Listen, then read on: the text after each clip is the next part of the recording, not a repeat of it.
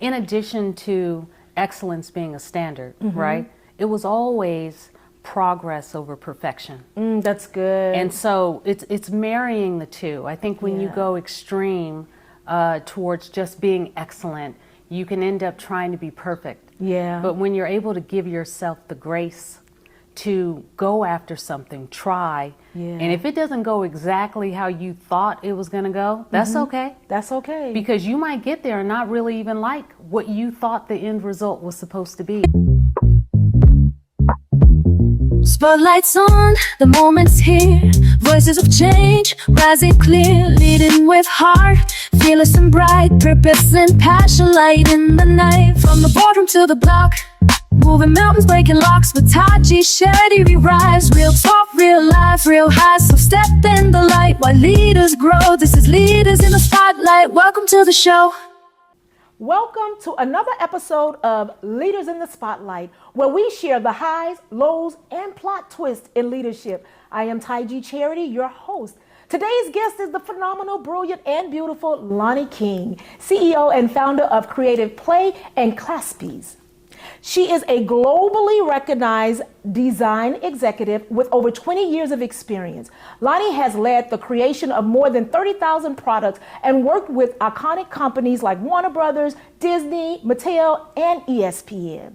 She has led the support of more than 2,000 properties in live action, TV, and film brands, including The Simpsons, Avatar, Looney Tunes, Barbie, Hot Wheels, and many more, creating authentic product lines that reflect the DNA of each brand. Through Creative Play, she champions Black, women-driven innovation and develops fun, functional solutions to everyday problems like Claspies, stylish accessories that keep drawstrings in place. Launi's visionary leadership and creative talent have earned her accolades, including being named a finalist for the Women in Toys Wonder Woman Award and contributing to Disney's Ultimate Princess collections. So y'all, when she's not innovating, she enjoys traveling, cooking, and sharing some good food with family and friends. And I've had her food. I'm going to try not to be too emotional today because this interview is very special to me.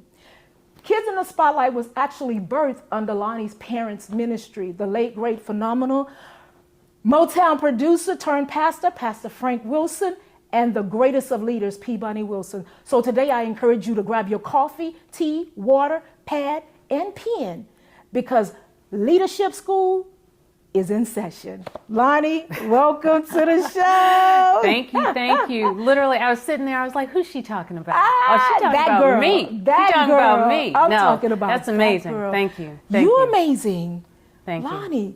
It's been a journey, but it's been amazing. So I'm really excited to be here. I'm excited that you invited me here. Of course. So hopefully whatever we can talk about today will help. We're going to talk all things many people as leadership, but we're possible. going to start with just, who is Launi? What was it like growing up in the household of phenomenal individuals like your dad, Motown producer? People probably know his song, I'm Trucking, and a whole lot of other hits that he did, and Arthur Peabody Wilson. What was it like growing up in the household with your mom, dad, siblings? Yeah, it was busy. I'm sure. It was busy, it was crowded, but it was filled with love. Yes. It was filled with love, and it was filled with a passion for being excellent at everything. And I think one of the things that's deeply embedded in all of us siblings, so I'm one of 6, there's 5 girls and a boy, a man. A man.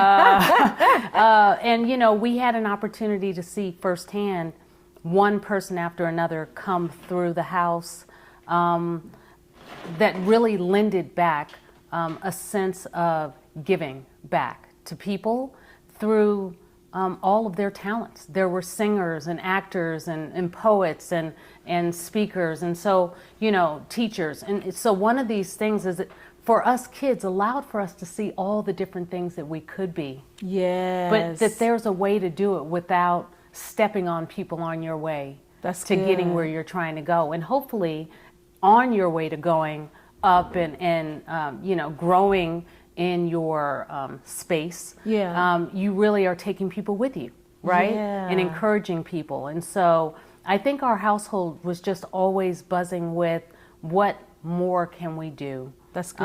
And how can we help others? And so that's probably the biggest thing that we all had the opportunity to see, and a lot of hard work.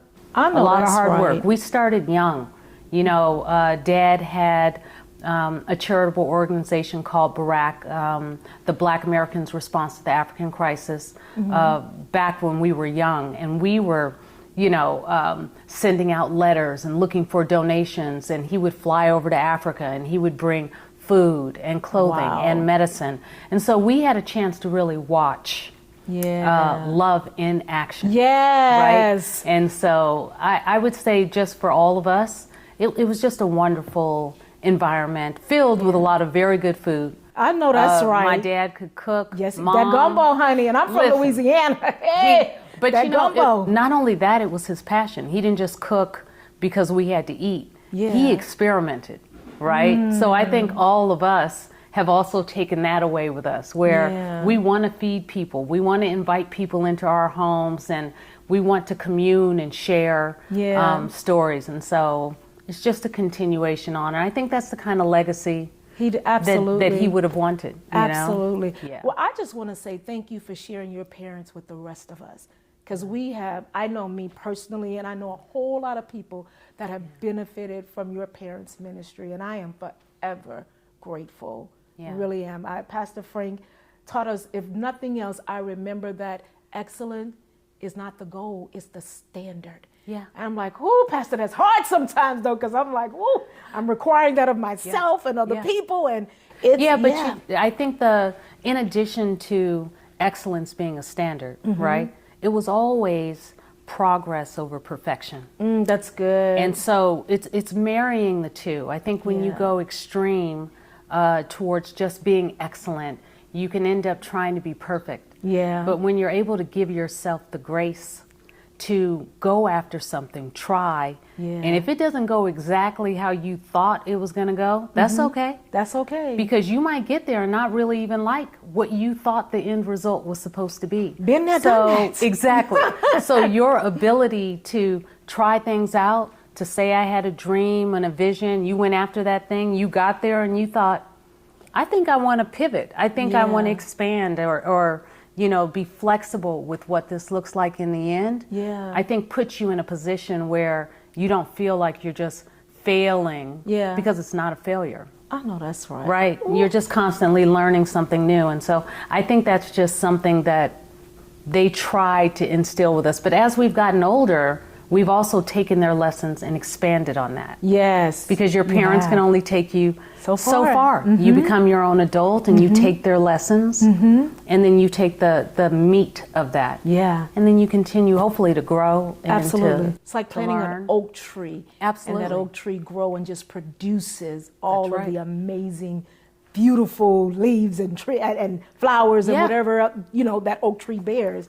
That has definitely been your family. Absolutely. I think the other side of that people don't tend to want to focus on either is that in that growing is trimming. Girl, let me drink, because I've been wanting to sip, because you've been just dropping. I told y'all pen, pad today. Come on. So, you know, I think one of the things we've all understood is that one of the nice things that I love about my family in particular is how supportive we have been with one another and each other's dreams and aspirations. And once a year, we have something called Sibling Day. If y'all don't have it, get it. Because it's easy to kind of move away from your family, especially as you get busy. Yeah. And one of the things we would do is get together. Everyone was allowed to bring their favorite food, or we would cook. And then we would just sit and talk and catch up. A lot of times you don't have time to catch up. Being intentional about your relationship. Being intentional, even if it's once a year, that's a strong once a year or twice a year. If you can get together more, we tend to get together there's 6 of us, so maybe 2 of us get together and 3 of us get together. But all of us can be difficult. But being intentional about maintaining and growing those relationships, I think, are just so critical and important. Absolutely. And so we would get together, but at the end of eating and talking, we would say, okay, So it's almost like there's a secretary. Sometimes it's my brother-in-law Trey. Sometimes it's been Fawn or whomever. And we would all talk about, what did we say we wanted to do last year? Oh, wow. For the next year, right? Yeah. Not as a, I'm critiquing, did you make it? Yeah. But how did that go? Yeah. And what did you learn from it? And then what can you share with everyone else, right? And then we would talk about what we want to do the next year. So that as we think about, and I'm not even thinking about it during the year, I'm not thinking about sibling day other than I'm gonna get to eat some food and hang out or whatever, but it also feels good to talk about the accomplishments and then also to talk about the things that didn't work. Yeah. And then for people to encourage you that, all right, Absolutely. you tried that, that didn't work. Right. Great. But we keep moving. We're gonna keep moving. And we keep building. Yeah. Yeah. Oh my good. Yeah. Lonnie, I don't even know where to go. This is so good. But let's talk about you. When did you first realize you were a leader? Because you're an inventor. I mean, you've been an executive for the companies that Disney and the companies that we've named. You have been, I mean, just your own right, in your own right, an amazing cook, although that's not a business. It's not. It's just your hobby. Yeah. When did you first realize, I should ask, what you wanted to do or what your purpose is? It's interesting. So I would say so the first time I realized what I wanted to do as far as being a creative actually started really young. Okay. When I was in school, grade school, I wasn't really good at taking tests. Right. Girl, you sound like me. I'm not a tester. So I wasn't great at taking tests, but my mom would sit down with me when she knew there was a critical test coming up. And she would literally draw the answer in pictures for me. So that when I would go into class, You would visualize I would that visualize Lincoln. She would do a link in a chain and a con artist, right? Oh my Lincoln, that's the gosh. answer, right? And so we knew early I was a visual learner. Yes. I was not the school necessarily learner. I learned a lot, don't get me wrong, Of course. and go to school. But you know where your strength is, right? And you can identify it pretty early if there's someone there to help cultivate and encourage it. Right. And so as I was growing up, right around 15, 16, my parents were like, what do you think you want to be? You know, they've been talking to me about it. I wasn't sure. And I know a lot of kids these days, they're like, I still don't know. Yeah. Shoot, I know a lot of adults. I Right. still don't know. Right. And I was like, I'm not sure. And what they did, which was so critical for me, is they set me up with different people that they knew in every different profession. So once a month, I would meet with a doctor, and I would spend all Saturday. Then it was a nurse. It was a graphic designer. An attorney. These were just people they knew, and they said, can she just sit with you for the day? Just let her shadow you. That's good. And so I did that. And then the day they set me up with a graphic designer, it hit me like a bolt.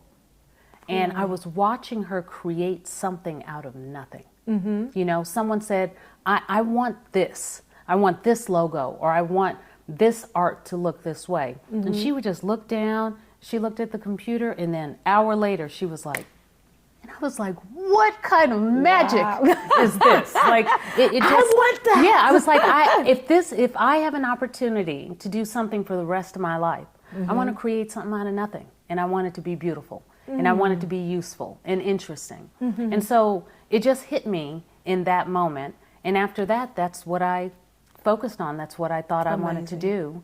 And so after high school, I started going to Art Center College. I actually started taking night classes at Art Center College in Pasadena. It's an excellent school. One of the things I didn't enjoy about it is it was extremely expensive.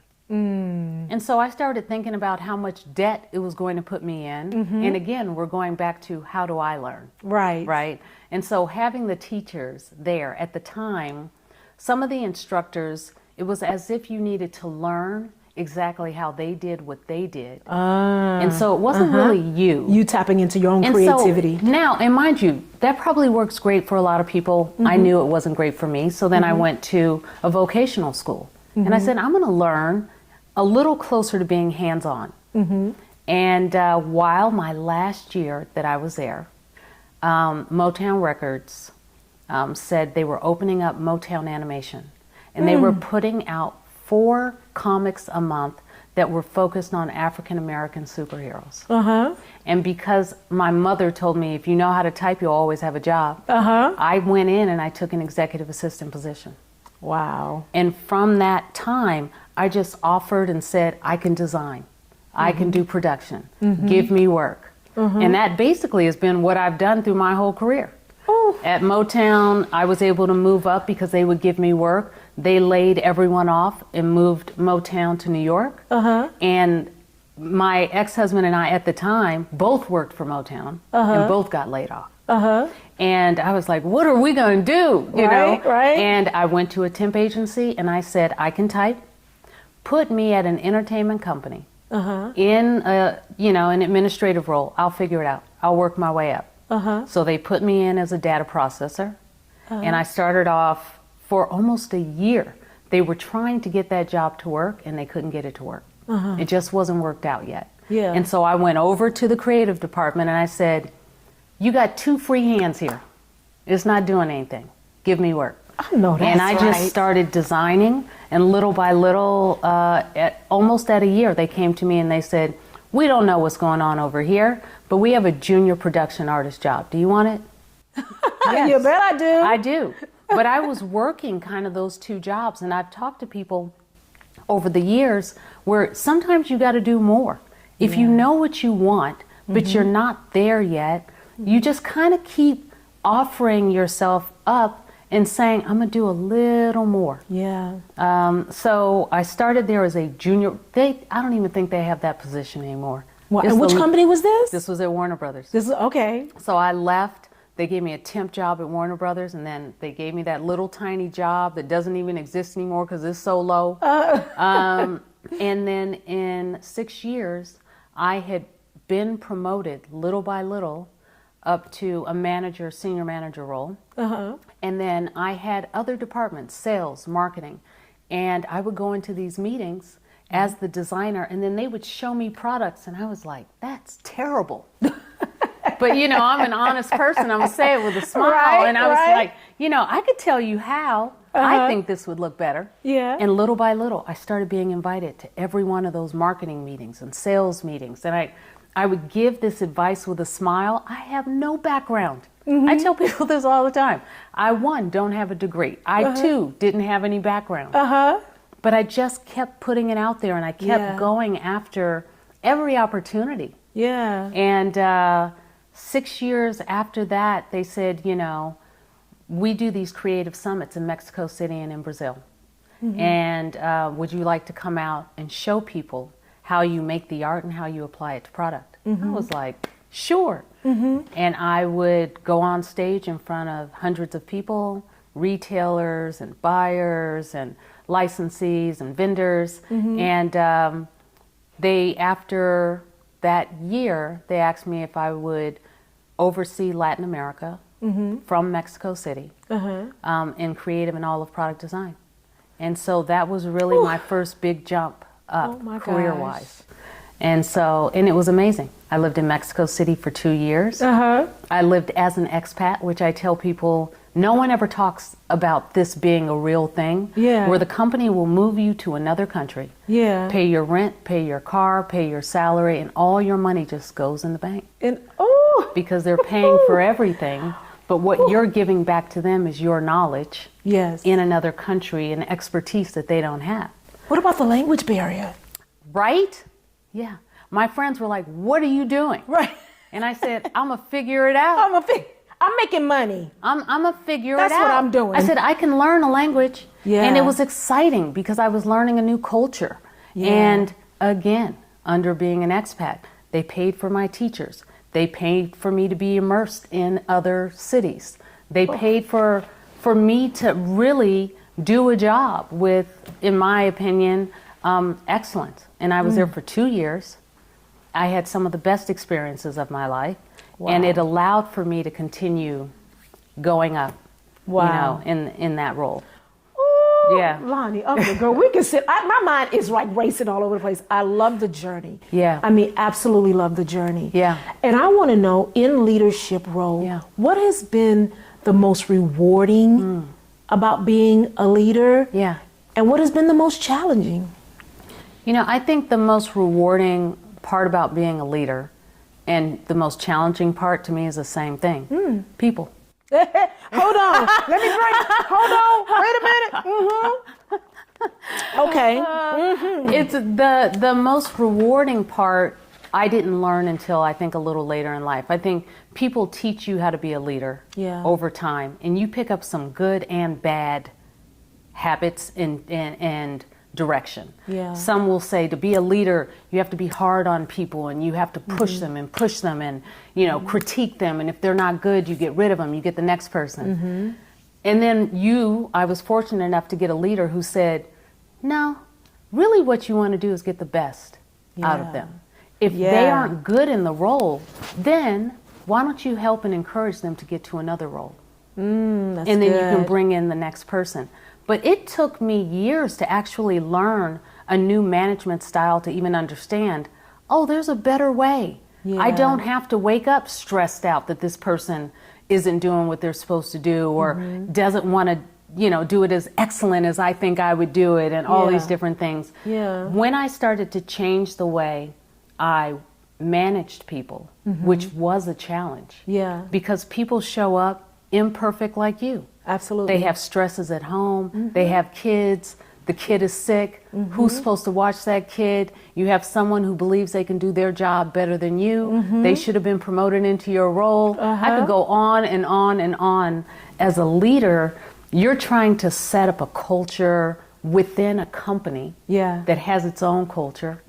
So there are so many different things that are challenging. Many nuances. But when you're actually able to work and mentor people on your team in a manner that makes them happy, makes them feel fulfilled, makes them feel great about where they're coming every day. And if they don't love it, still feel encouraged that you have their back enough to want to support them moving into a place that they would be happy. And that they, you know, I used to meet with people that weren't doing great in their role. And I would say, I want you to know that you are not going to be successful under me in this role. Not because you're not amazing, but because this is the job description, right? This is what you're supposed to be doing in this role, and you are not loving it. And so because of that, you're not doing well at that role. And so why don't we talk about, like, what do you want to do? Like, what's your end goal 5 years from now? That's good. And I think when you're able to spend a little time with people as a leader, it really not only helps them, but it helps you. It helps you grow into a person that has the capacity to lead with empathy, right? It allows you to lead with, but not to be stepped all over. You're very aware and you're clear of what needs to be done.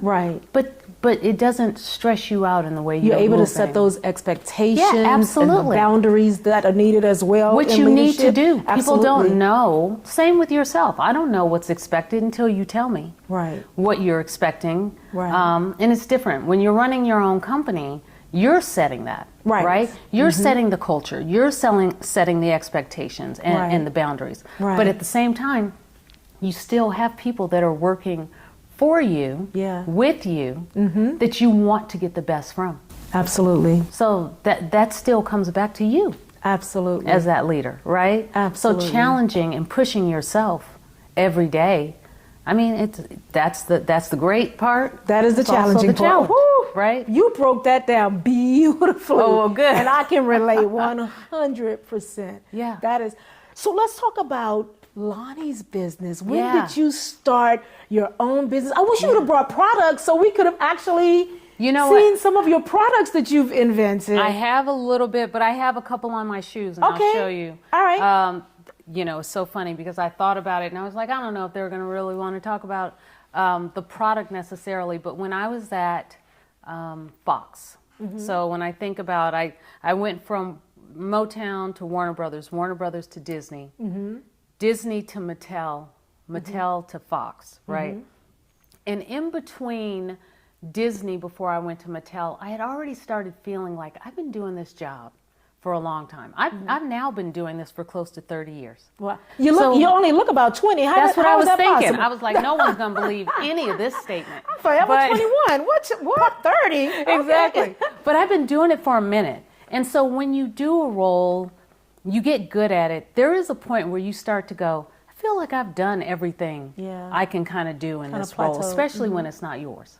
Right. And so I was starting to think about it, but hadn't quite figured it out. But one of the roles, one of the things I was doing in all of these different roles was inventing products.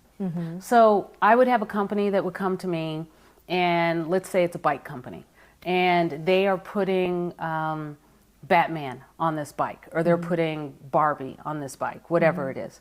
And they're saying, okay, well, we've made all the money we can make selling these bikes, right? Well, how can we grow our business? And as a creative, that doesn't always come to the creative person. But I've always thought with both sides of my brain, in that I wanted my products to make money. And so we would start thinking about solutions and problem solving. How could they grow? And the only way you can grow is to either take from someone else, right, space in a store, or you grow into other aisles that there's nothing there. We call that white space. There's nothing there. It's not really performing well, but we can put something else in there that would. And so we would sit with this bike company and we would say, what's a play pattern that a kid does on a bike? Well, they ride their bike, they get to the park. Well, what do they do when they get to the park? How about we build something that you can attach to your bike, that you can take off your bike, that you can continue to play with?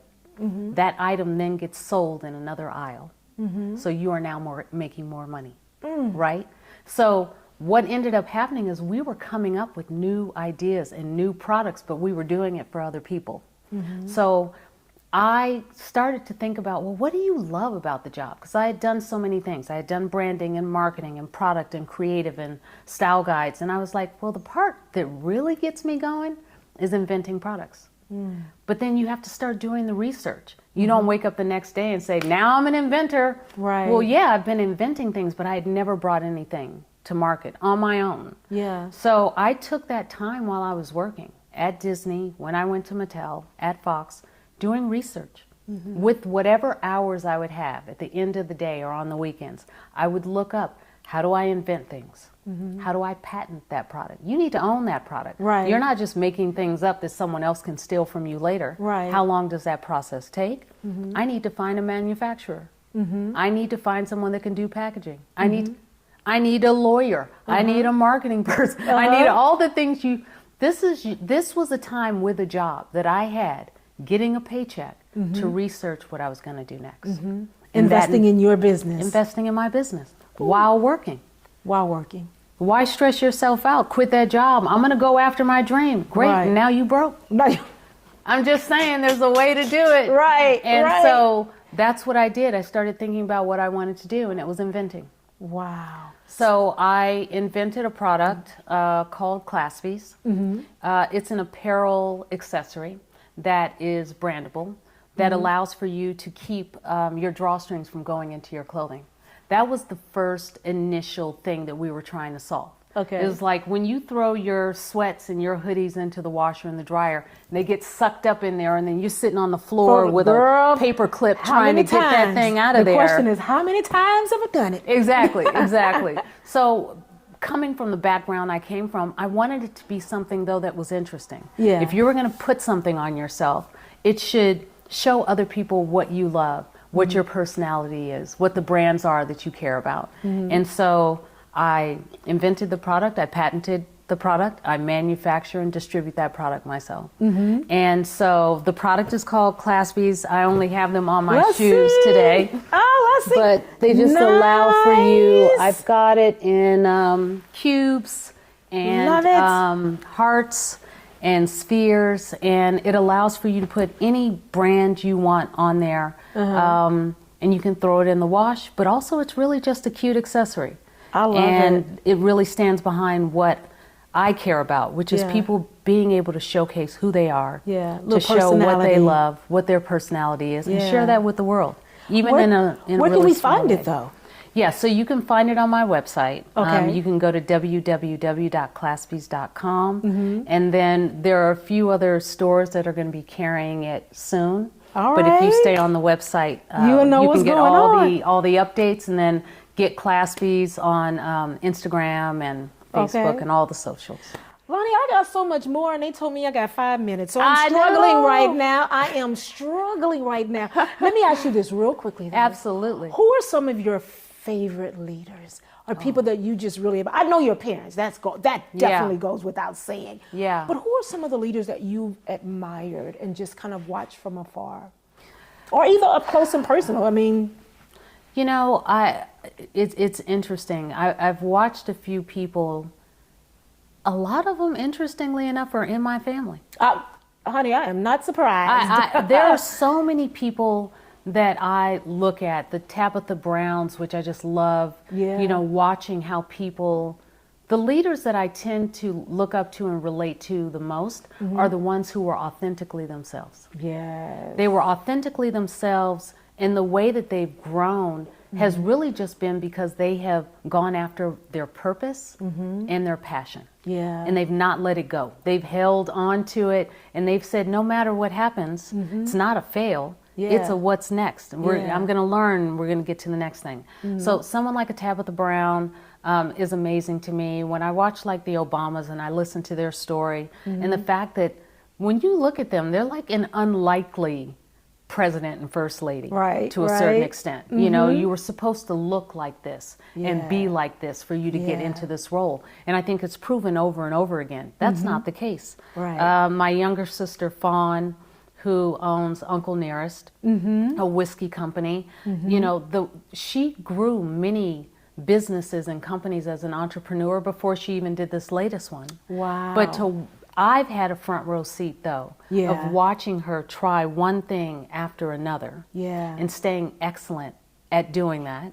And regardless of what happened, she would just pivot and Yeah. go, okay, like I don't want to do that, or that didn't quite work, or it was Yeah. ahead of its time. People don't think about, sometimes you're ahead of your time. Yeah. That's okay. Sit back, hold it, Right. do something else, and then bring it back. Bring it back when they're ready. Watching her husband Keith, who worked on the corporate side with me, he was the head of governmental affairs at Sony, and he and I had an opportunity to connect a lot because we had both that corporate background, but we were moving into an entrepreneurial role. Yeah. My younger sister has 5 kids.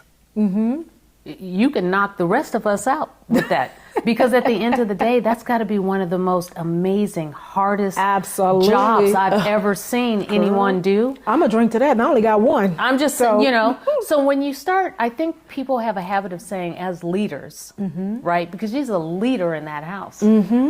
As a leader, what you look up to is someone that actually has the values, the sense of excellence, that sense of purpose, that makes them just every single day wake up and be the best version of themselves. And so that's for me, that question is easy because it's close to home, and many times I see it just in people around me everywhere I go, you know. So There's nothing else for me to say. Well, there's a whole lot for me to say that I really want to say, but due to my time and being out of time, I'm going to just let that rest right there. Lonnie, thank you. No, this thank has you. been amazing, and I do mean amazing. Yeah. Ladies and gentlemen, I know you have heard something today that will help you pack your toolkit with all the nuggets and tools that Lonnie has shared with us today. So never give up on your leadership journey, and remember to do those 3 magical words: like, share, and subscribe. Until next time, have an amazing leadership journey. Bye now.